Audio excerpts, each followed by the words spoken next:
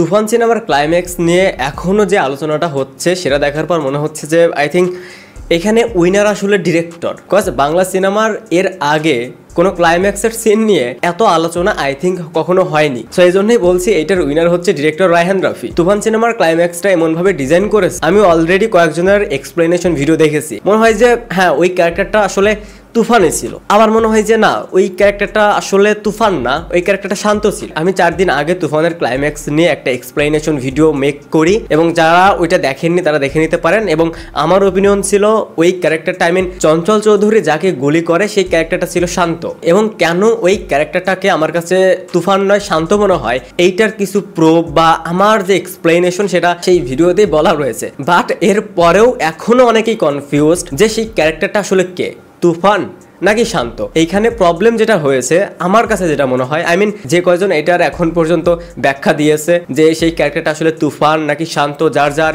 Opinion থেকে যার যার অবজারভেশন থেকে সেটা আসলে একজনের সাথে আর একজনের অমিল, যার কারণে অডিয়েন্সরাও কিন্তু কনফিউজ। আমি যে এক্সপ্লেনেশনটা দিয়েছি সেটা কিন্তু এরকমই যে হবে বা সেই ক্যারেক্টারটা যে আসলে শান্তই এইটা কিন্তু আমরা একদমই শিওর না, বা যারাই এই রিভিউটা দিচ্ছে, যারাই এই ব্যাখ্যাটা দিচ্ছে সেই ক্যারেক্টারটা আসলে কে, কেউই কিন্তু শিওর না। সবাই যার যার জায়গা থেকে, সবাই যার যার অবজারভেশন থেকে ওপিনিয়ন দিচ্ছে, যার কারণে যদি 4 জন এটার এক্সপ্লেনেশন দিয়ে থাকে, 4 জনের 4 রকম। অন্যদিকে অনেক অডিয়েন্সের কমেন্টস দেখলাম, সেগুলো দেখার পর তাদের কথাগুলোও রাইট মনে হয়, তাদের কথাগুলোও লজিক্যাল মনে হয়। আবার যারা এটার এক্সপ্লেনেশন দিয়েছে, আমি দিয়েছি, আমাদেরটাও আবার লজিক্যাল মনে হয়, যার কারণে অডিয়েন্সরাও কনফিউজড, ইভেন আমি নিজেও কনফিউজ। দেখেন আমরা যেভাবে এক্সপ্লেনেশন করি না কেন, এই ফিল্মের যে রাইটার সে কিন্তু সেভাবে নাও ভাবতে পারে। আমরা যেভাবে ভেবে কথাগুলো বলছি বা আমরা যে লজিকগুলো দেখাচ্ছি সেটা ফলসও হতে পারে। এখন পর্যন্ত হয়তো আপনি অনেকেরই এক্সপ্লেনেশন ভিডিও দেখেছেন, দেখা গেল যে কারোরটাই সত্য নয়। আমরা তুফান 2-তে একদম অন্য কিছু দেখতে পেলাম, সেটা তখন হবে আরো বেশি সারপ্রাইজিং। আই মিন লাস্ট এই তুফান সিনেমাটা নিয়ে যতগুলো এক্সপ্লেনেশন ভিডিও হয়েছে,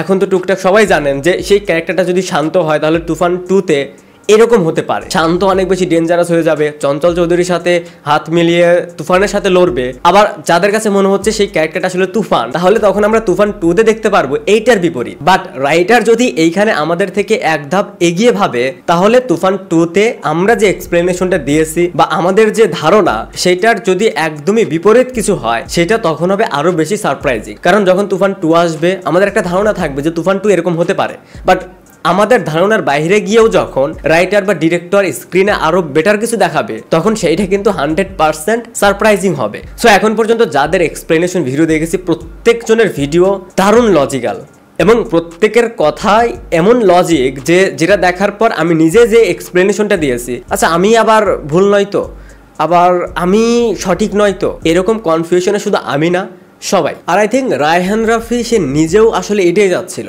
যে তুফান সিনেমাটা যখন ওটিটি প্ল্যাটফর্মে আসবে তখন এই একটা স্পেসিফিক বিষয় নিয়ে আলোচনা হবে যে কে তুফান কে শান্ত। আর এখন সেটাই কিন্তু হচ্ছে। তুফান 2 রিলিজের সম্ভাবনা 2026। আর তুফান সিনেমাটা নিয়ে আমি এর আগের অনেক ভিডিওতেই বলেছি যে হয়তো আমার কাছে ভালো লেগেছে, আবার অনেকের কাছে ভালো লাগেনি। এইটার মেইন রিজন ছিল স্টোরি। কেউ কিন্তু বলেনি যে শাকিব খানের পারফরমেন্স কারো কাছে ভালো লাগেনি, কেউ কিন্তু বলেনি যে চঞ্চল চৌধুরীর পারফরমেন্স কারো কাছে ভালো লাগেনি। একটা মেইন ক্যারেক্টারের সাথে যদি ক্যামিও রোলে, সেটা মোশাররফ করিম হতে পারে, সেটা চঞ্চল চৌধুরী হতে পারে, সেটা আরিফিন শুভ হতে পারে, এই ধরনের ক্যারেক্টার যদি কোনো সিনেমায় রাখা হয় এবং তারা যদি করতে চায়, তাহলে সেই সিনেমাগুলো নিয়ে কিরকম আলোচনা হয়। সিনেমা রিলিজের 3 থেকে 4 মাস পরেও আমরা এটা নিয়ে আলোচনা করতেছি যে চঞ্চল চৌধুরী আসলে কাকে গুলি করে। সো যাই হোক, তুফানের ক্লাইম্যাক্স নিয়ে এখন পর্যন্ত আপনারা যতগুলো এক্সপ্লেনেশন ভিডিও দেখেছেন সেইগুলা থেকে আপনাদের যদি অন্যরকম কোনো এক্সপ্লেনেশন থাকে, অন্যরকম যদি কোনো ওপিনিয়ন থাকে, সেটা অবশ্যই কমেন্টসে জানাবেন। Thanks for watching, by.